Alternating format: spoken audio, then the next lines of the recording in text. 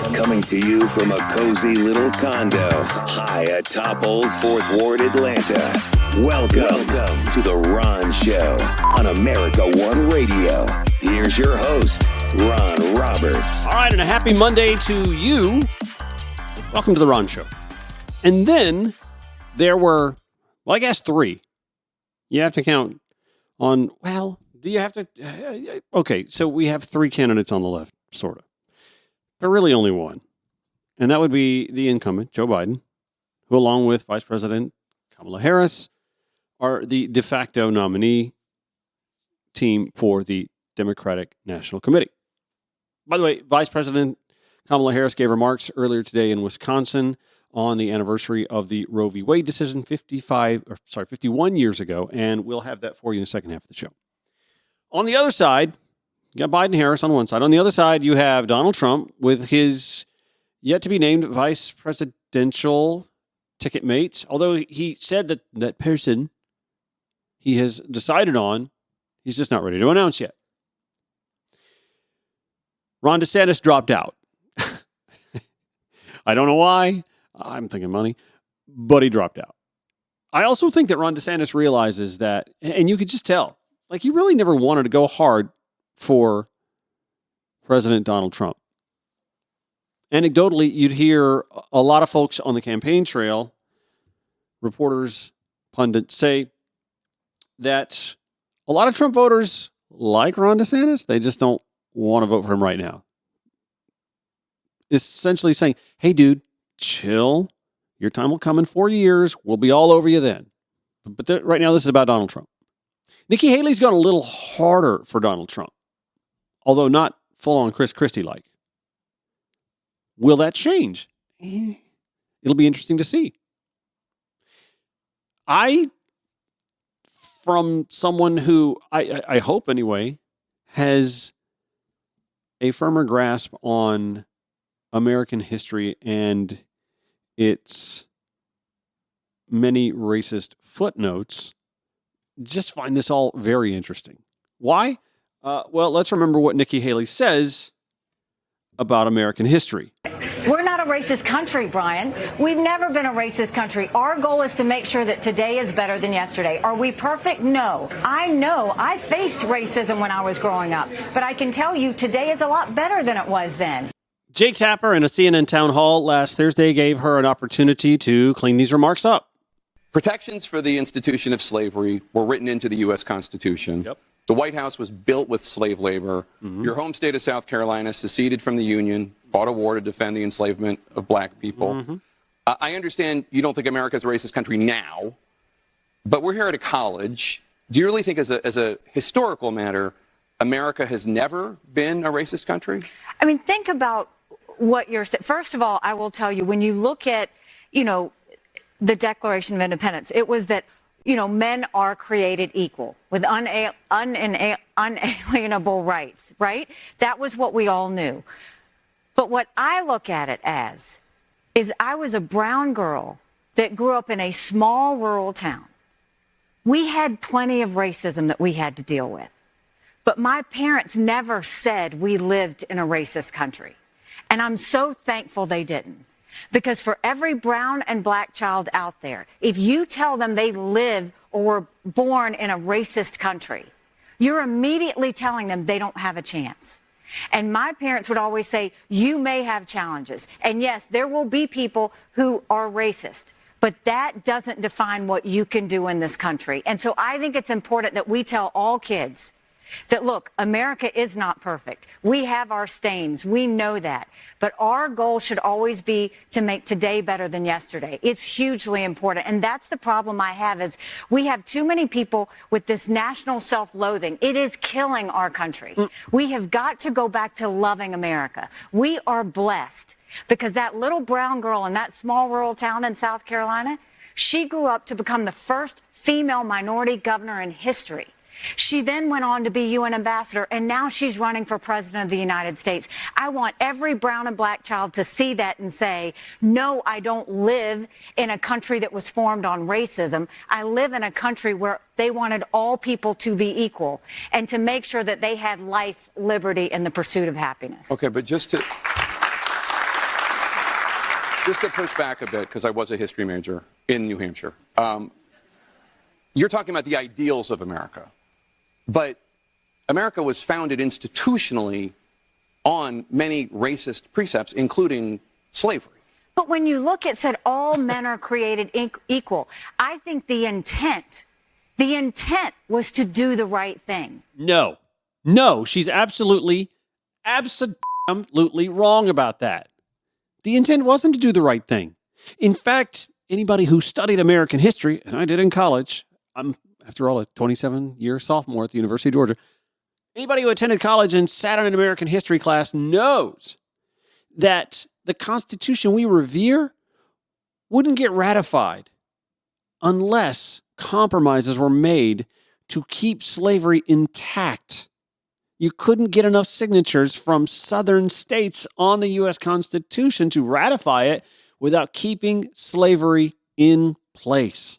And by the way, it wasn't even a full day after Nikki Haley says to Brian Kilmeade what she does about America not being a racist country that Donald Trump proved that in some high places and for some high-ranking and well-heeled people, racism actually still is alive and well and put to use. Listen to this from CNN. That is Nikki Haley yesterday saying America has never been a racist country.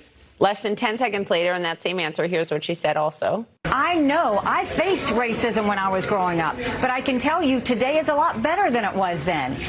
12 hours after that, the current frontrunner for the party's nomination, Donald Trump, posted this on his social media platform, quote, anyone listening to Nikki Nimrata, Haley's whacked out speech last night, those are his words, would think that she won the Iowa primary. Notably, Trump misspelled her name, her given name, and he posted that as well. Well, a week ago, Trump amplified a post that insinuated Haley was ineligible to run because her parents were not citizens at the time of her birth. That, of course, is false. Unequivocally, Haley was born in South Carolina. But it's the dog whistles like this that are straight out of Trump's playbook. For years, he was full-on birther, probably still is, peddling the lie over and over that President Obama was not born in the U.S. and using his middle name for specific effect. President Barack Hussein Obama. It's no surprise that Joe Donnelly is holding a rally this weekend with Barack H. Obama. President Barack Hussein Obama. Barack Hussein Obama. Crooked Joe Biden and his boss, Barack Hussein Obama, did this to us. So can I just be honest? I lived in South Carolina when Nikki Haley first ran for governor, ran for re-election. And in both cases, I not only voted against her, but I aided campaigns who voted against her. In fact, I even pleaded with someone who was running against her in her first campaign. I pleaded with that candidate. Dude, if you would embrace marriage equality, you'd get a bump in percentage points. And he lost such a slim margin that could have gone either way. It's just crazy. So obviously it was before 2014. But I have to be honest with you.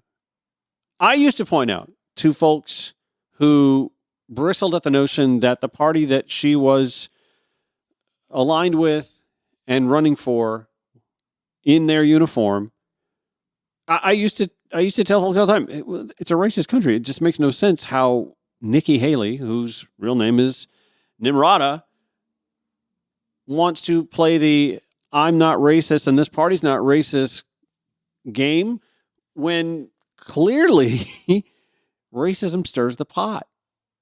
And lo and behold, the leader of said party continues to use racist dog whistles, and now she's the target of them. And it's just going to be interesting to see how over the next few days, or if her campaign lasts weeks or months even, how she chooses to or chooses not to point that out. I will say it's kind of fascinating to watch as all the major political players in the South Carolina GOP have essentially turned their backs on her. She put Tim Scott in the Senate seat that he now holds.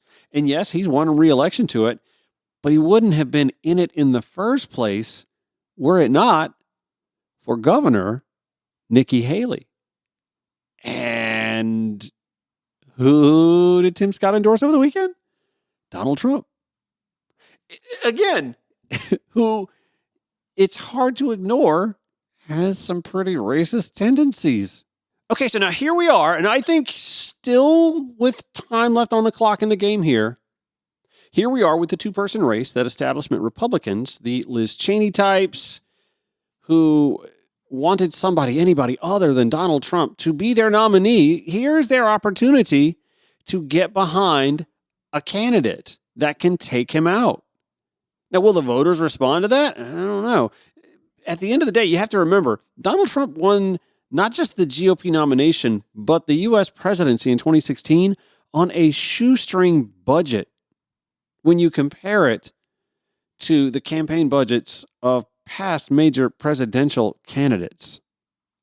So money doesn't solve everything here. It's a culture rot, actually, on that side of the aisle. That's the problem. This is my routine reminder that I am a residential realtor here in Metro Atlanta. You can build the nicest house you want on swampy land with a faulty foundation. I mean, McMansion, grandiose, marble this. And in fact, the heavier it is, the worse your problem is going to be. You can build that fantastic house, that fabulous McMansion, on swamp and a faulty foundation, and it's going to crumble onto itself. The GOP has saving graces that keeps them relevant. Otherwise, they would crumble onto themselves. They have the basis of a U.S. Senate built on human-made lines, for the most part, dividing us into 50 unequal parts, but each of the 50 getting 2 representatives in that chamber. The GOP has at their disposal in most of the states in this country the process of redistricting, where they can gerrymander representation. They have the Electoral College, which is essentially using both of those chambers and their faults to devise how each state gets to be proportionalized when it comes to choosing the president of the United States. And the other thing the GOP has at their advantage is that their opposition party is made up of a patchwork of voters with different passions and causes that all come together because their common opposition is the GOP that marginalizes them. And those of us on the left know by now, it ain't easy to get us all together or get us all excited or get us all on task every 2 years, let alone every 4. Of all those GOP advantages, gerrymandering, the way the Senate's made up, the Electoral College, none of them can be addressed without the fourth advantage, the mosaic patchwork of the Democratic Party, solidifying for more than 2 to 4 year increments. I argue it needs to be 8. The American Revolution was 8 years long, by the way. I think I pointed that out a couple weeks ago. And you'll hear me talk more about that at the end of the show as well. I also said months ago when Nikki Haley announced her candidacy that to me, she was the candidate that I think frightened me the most because she can woo over some moderates. She has a softer tone when it comes to abortion. She's all for a national abortion ban, but also knows that it's never going to pass the Senate because it needs 60 votes. And she's happy that it's left to the states, but she's also sympathetic. Not that sympathy gets you much in Texas, but that softer tone will take some eyes off the prize if we're not excited about Biden and Harris. Now, anyway, I certainly hope Nikki Haley stays in this race long enough to do some damage to Donald Trump, but I'm going to enjoy watching this one way or the other. Just sit back and pop your popcorn and enjoy the show. Back after this, The Ron Show on the America One Radio app, AmericaOneRadio.com, or wherever you podcast. Welcome back to The Ron Show for Monday. The salacious story everybody in Georgia politics has been following has been a Cobb County divorce case. Nathan and Joycelyn Wade, who none of us knew of before a month ago, maybe actually less than a month ago, 2-3 weeks ago, we didn't know a Joycelyn Wade. And you'd really have to be dialed in on the Trump-Fulton County case to even know who Nathan Wade was. We all know who they are now. Anyway, Fonnie had to get up early this morning and not go to the Fulton County Courthouse or her office to deal with any of her stack of cases.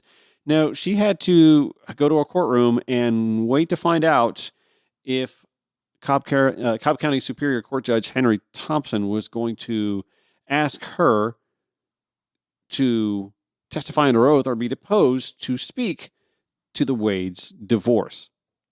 Tamar Hollerman, Bill Rankin at the AJC reporting about 3:45. Fulton County District Attorney Fonnie Willis does not have to be deposed, at least not yet, in the divorce proceeding of the top prosecutor in her office's election interference case, according to Judge Henry Thompson. He put a temporary stay on a subpoena from the estranged wife's special prosecutor, Nathan Wade. Joycelyn Wade's attorneys had accused Willis of being her husband's, quote, alleged paramour. They were seeking to depose Willis this week. And this is where it gets to what the intent was in even bringing Fonnie Willis into this divorce case. And I think no matter what happens from here on out, mission accomplished on that. It's to sully her name and to seek to discredit her and Nathan Wade, the special prosecutor, professionally, and their work on the Trump Fulton County case. Back to the story here. The increasingly contentious divorce could have implications for Fulton County's sweeping racketeering prosecution of former President Donald Trump and his allies. Thompson said Nathan Wade should first be deposed before he determines whether Willis possesses, quote, unique personal knowledge that would require her to be questioned under oath by attorneys for Joycelyn Wade. An evidentiary hearing in the divorce case is set for January 31st. He said, without me knowing what Mr. Wade would say, it seems to me that Mr. Wade would be the first and best source of information on what his income has been and how he's been spending it, and that he would have firsthand knowledge of whether he's engaged in an extramarital affair. By the way, Judge Thompson did unseal the Wade's divorce file, which includes financial statements and other records that had not been previously made public. Now, I want to say I feel like we've discussed this about all we need to, but let me remind everyone here in our conversation what this is all about. This, again, is an opportunity to seek to discredit Fonnie Willis and the special prosecutor Nathan Wade and the work they've been doing on the Trump case. In fact, Ashley Merchant, who is Michael Roman, one of the co-conspirators, also indicted with Donald Trump. Ashley Merchant, that attorney, has raised these concerns that there's a conflict of interest. I would argue that because they're actually on the same team, there isn't much conflict of interest. He's not the judge on the case or anything like that. It's not like she's whining and dining the judge. I will say, however, there are those who are concerned, as am I, honestly. I just kind of think it's kind of silly that two grown adults as educated as they are and have been as successful in their field as they are would not be wise enough to, if they're going to have an affair or be dating, I should say. He is 2 years into a divorce. He should be kind of free to do what he wants, and she's a single woman, so she should be free to do what she wants. The problem I have is when they decide to go travel together, he buys airline tickets for her. He buys hotel stays for them to stay together, allegedly. All this allegedly. And then buys a Royal Caribbean cruise for the two of them and his mother. Why'd you take your mother? I know, I get it. It's fun. It's fun to go with a group of people. But my argument is, and I get it, if he did that while as an employer, as a special prosecutor for Fulton County, under her supervision, it does look bad. However, what if, and this is just supposition, and this would end it, this would end the conversation. What if she immediately repaid him? What if there is some sort of bank record, Venmo trail, Cash App, whatever, that shows that, oh, thanks for getting that. And because it does make sense to buy your airline tickets together, to buy your, these things do make for easier purchases when purchasing in groups, right? If she is able to, by February 2nd, when she's got to go before, I believe, Judge McAfee on this and go, there's my paperwork. See, I repaid him. He ordered our plane tickets, and that's all fine and well. And what we do is none of anybody's business so long as there can be no conflict of interest because I'm repaying him. And here you go. As you can see, yes, we ordered airline tickets together because that's usually what you do when you buy a group of airline tickets. Or, yes, you have to pay for a cruise together. I know this because when you book a cabin, they want all the money, not just your half and hold the phone while I give you the other person. Yeah, that's not how it works. So I don't know. It'll be interesting to watch all of this play out, and we will know so much more. Again, January 31st with another hearing in the divorce case, and then February 2nd, or by February 2nd, when Fonnie Willis has to answer to these charges. And I reiterate, is this a bad look? Absolutely. Error in judgment? Huge. But if she can prove she repaid Nathan Wade, then there's nothing to talk about in the divorce case anymore. And with regards to this belief that there's a conflict of interest in the Trump case. And by the way, let me point this out. It was Joycelyn Wade's attorney, Andrea Dyer Hastings, who, again, pushed back on Fonnie's claim that she made through her filing last week that it was Joycelyn who had the extramarital affair, saying, we have questions. I want to know about how he, Nathan Wade, has been spending his money. I have reason to believe he's been spending it on another woman. That's my client's money. Joycelyn Wade's attorney, Andrea Dyer Hastings, again saying, we're not seeking her deposition as the district attorney of Fulton County. We're seeking her deposition in her individual capacity as the alleged paramour of my client's husband. Continuing, I'm sure it's inconvenient. It's inconvenient for all of us. However, I have questions and she needs to answer them. Again, more to learn on that January 31st. We're back on the America One Radio app, AmericaOneRadio.com, or wherever you podcast. This is The Ron Show on America One Radio. On the 51st anniversary of the Roe v. Wade decision, codifying abortion rights throughout the United States, there are ceremonies taking place all over the place. However, because of the Dobbs decision, the most recent abortion decision by the Supreme Court, where precedent wasn't obviously all that important to, I can think of at least 3 justices who swore that precedent did matter and then adjudicated differently once on the bench. Anyway, today, noting the 51st anniversary of the Roe v. Wade decision is more about galvanizing those who are pro-choice in an election season where it's hard to say that abortion's on the ballots unless somehow liberals can get 60 votes in the U.S. Senate and control of the House and maintain the White House. So while the Biden-Harris administration can only do so much to help down ballot candidates, in fact, I think the way this election cycle is setting up, it may actually work the other way around. Vice President Kamala Harris was, in fact, in Wisconsin, a swing state, making a campaign visit today where she gave some remarks on today's 51st anniversary. Freedom, I believe, is fundamental to the promise of America. Freedom of speech, freedom of worship, freedom of assembly, the freedom to vote. In America, freedom is not to be given. It is not to be bestowed. It is ours by right. By right. And that includes the freedom to make decisions about one's own body, not the government telling you what to do. 51 years ago today, in the case of Roe v. Wade, the United States Supreme Court recognized the fundamental constitutional right to reproductive freedom. And for nearly half a century, Americans relied on the freedoms protected by Roe. However, 19 months ago, the highest court in our land, the Court of Thurgood and RBG, took a constitutional right from the people of America, from the women of America. And now, on the 51st anniversary of Roe, we speak of it in the past tense. In the last 19 months, in states across our nation, extremists have proposed and passed laws that criminalize doctors and punish women. Laws that threaten doctors and nurses with prison time, even for life, simply for providing health care. Laws that in some states make no exception even for rape and incest. Now, many of you know I started my career as a prosecutor, specializing in crimes against women and children.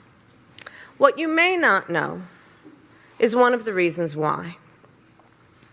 So when I was in high school, I learned that one of my best friends was being molested by her stepfather. And so I said to her, you got to come stay with us. I called my mother, and my mother said, of course she should. And she did. So the idea that someone who survives a crime that is violence to their body, a violation to their body, and then would not have the authority to decide what happens to their body next, that's immoral. It's immoral.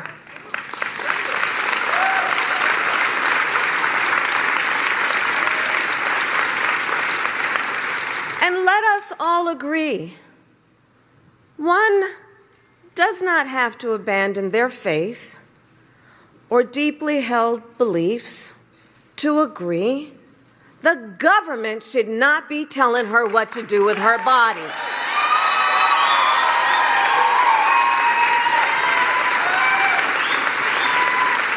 If she chooses, she will consult her pastor, her priest, her rabbi, her imam, but not the government telling her what to do. This is, in fact, a healthcare crisis. And there is nothing about this that is hypothetical. Today in America, 1 in 3 women of reproductive age live in a state with an abortion ban. 1 in 3. And let us understand what that really means for people across our nation. Let us understand the horrific reality that women are facing every single day since Roe was overturned. I have met women who have had miscarriages in toilets because they were refused care. I met a woman who went to the emergency room during a miscarriage and was turned away because the doctors were afraid they'd be thrown in jail for giving care. And it was only when she developed sepsis that they gave her the care she needed. We know that the majority of women who have abortions are mothers. If they live in a state with an abortion ban and they need to travel to receive care, God help her if she does not have paid leave or affordable child care. God help them if they don't have the savings to buy a bus, a train, or a plane ticket, or to book a hotel room. And while these extremists say they are motivated by the health and well-being of women and children, in reality, they ignore the crisis of maternal mortality. The top 10 states with the highest rates of maternal mortality all have abortion bans. The hypocrisy abounds.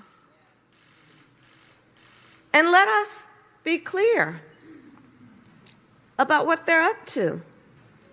These extremists want to roll back the clock to a time before women were treated as full citizens. Wisconsin to the 1800s. Just look at what happened here in this beautiful state of Wisconsin. After Roe was dismantled, extremists evoked a law from 1849 to stop abortion in this state. 1849. Before women could vote, before women could hold elected office, before many women could even own property, in a state whose motto is forward. These extremists are trying to take us backward. Well, we're not having that. We're not having that.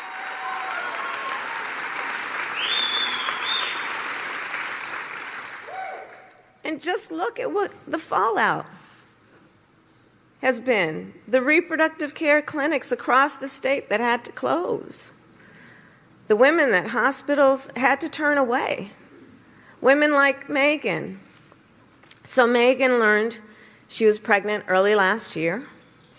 A few months later, she and her husband, John, went to their doctor for a routine ultrasound. And it revealed devastating news for them.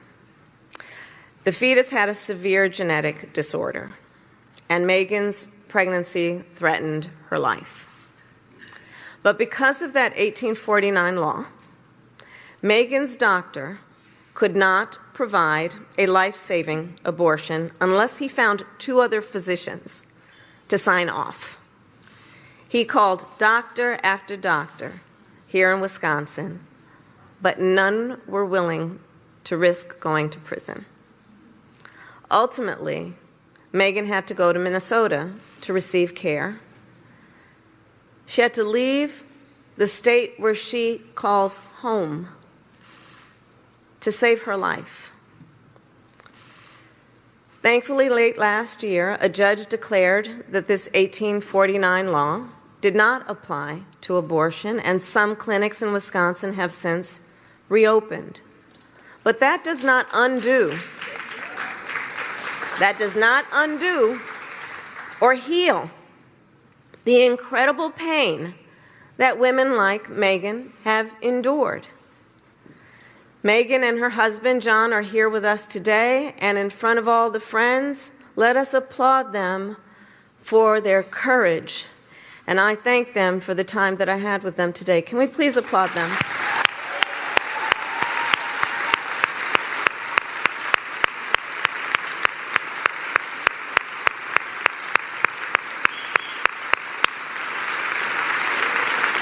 And I mention them because I think it's very important to understand the courage it takes to share those kinds of stories. And the reality of what is happening in real time across our country is that for every story we hear, there are so many that we do not hear about. Today, an untold number of women are silently suffering. Women who are being subjected to profound judgment. Women who are being made to feel as though they did something wrong,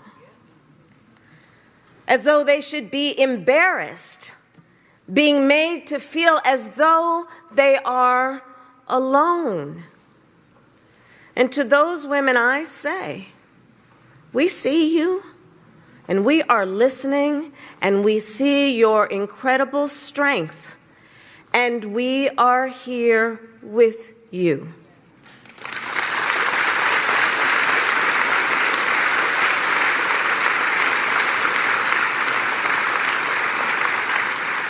And so as we face this crisis, as we are clear-eyed about the harm, let us also understand who is responsible. Shall we? The former president handpicked 3 Supreme Court justices because he intended for them to overturn Roe. He intended for them to take your freedoms. And it is a decision he brags about. Yes, he does. A couple weeks ago, he said that for years, quote, they were trying to get Roe v. Wade terminated, but he said, quote, I did it, and I'm proud to have done it. That the women should be prosecuted. Proud? Proud? Proud that women across our nation are suffering? Proud that women have been robbed of a fundamental freedom? Proud that doctors could be thrown in prison for caring for their patients? That young women today have fewer rights than their mothers and grandmothers? How dare he?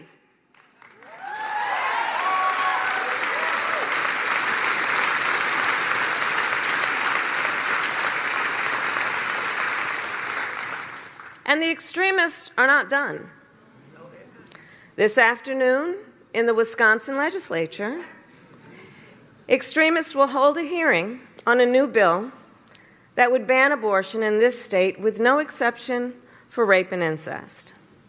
And in the United States Congress, extremists are trying to pass a national abortion ban to outlaw abortion in every single state. But what they need to know is that if Congress passes a national abortion ban, President Joe Biden will veto it.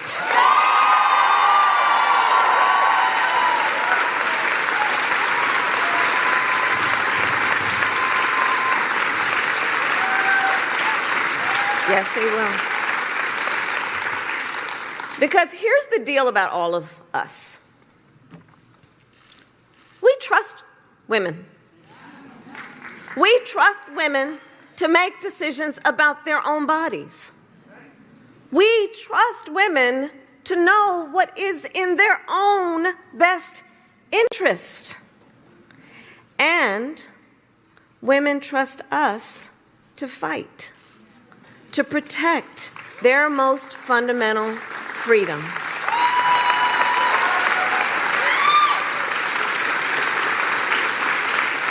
And it is going to take all of us. It is going to take all of us.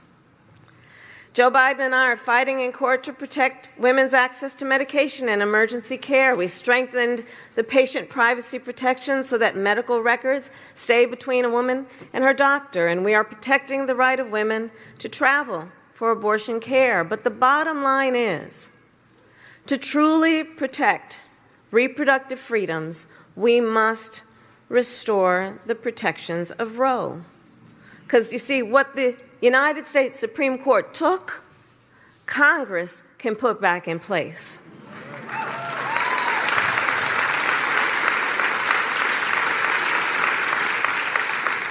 So we need a majority of leaders in Congress who simply agree, here's the thing, simply agree that the government should not be making those personal decisions for folks. And when Congress passes a law that puts back the protections of Roe, Joe Biden will sign it.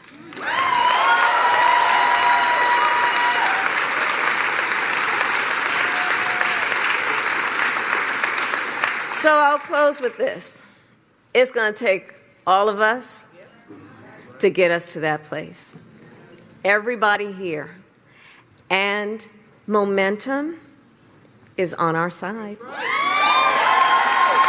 are winning. Since Roe was overturned, every time reproductive freedom has been on the ballot, the people of America have voted for freedom. From Kansas to California to Kentucky, in Michigan, Montana, Vermont, and Ohio, the people of America have voted for freedom. And not by a little, by overwhelming margins. Proving also, this is not a partisan issue. Tens of millions of Americans in red states and blue, including here in Wisconsin, marched to the polls in defense of fundamental freedoms. So I say, the voice of the people has been heard, and it will be heard. And then I finally ask, today, Wisconsin, are you ready to make your voices heard? Do we trust women? Do we believe in reproductive freedom? Do we believe in the promise of America? And are we ready to fight for it? And when we fight, we win. God bless you. God bless the United States of America. Vice President Kamala Harris today in Wisconsin on the 51st anniversary of the Roe v. Wade Supreme Court decision, thrusting abortion back onto the spotlights as we get ramped up in the 2024 presidential election cycle. No matter who the GOP nominee will be, and it appears it's going to be Donald Trump, it's worth reminding Democratic voters, liberal, left-leaning voters who may not be enthusiastic, ecstatic about a redo of Biden-Harris in 2024, that issues like abortion are important issues to continue showing up for. There is this sense that we seem to forget just how calamitous the Trump presidency was for us as a country. But I'm not speaking to the country. I'm speaking mostly to those of you who listen to this show or this podcast because you think left of center. Think how calamitous our lack of enthusiasm was on Election Day 2016 and what that wrought us. Having ideological sit-outs is just not something we have on the left in particular, the luxury of taking advantage of. We just don't have that luxury. I'm unhappy with what's going on in Gaza.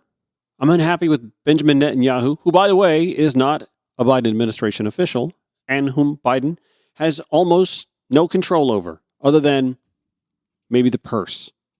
But money that's already there is already there. We can't take it back. So Biden's hands are really tied.